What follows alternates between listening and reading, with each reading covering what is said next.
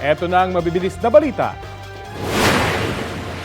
Natagpuang patay ang isang bagong silang na sanggol sa tambak ng basura sa barangay San Jose, Antipolo City.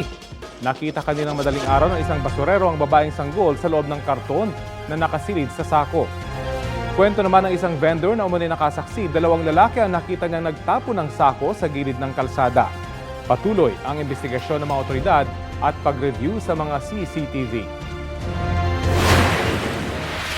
Arestado sa Navotas ang isang lalaking wanted sa frustrated murder.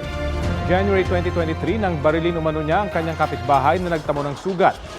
Nagugat umano ang krimen sa alitan dahil sa transaksyon sa iligal na droga. Itinanggi ng lalaki ang pamamaril pati na rin ang pagkakasangkot sa iligal na droga.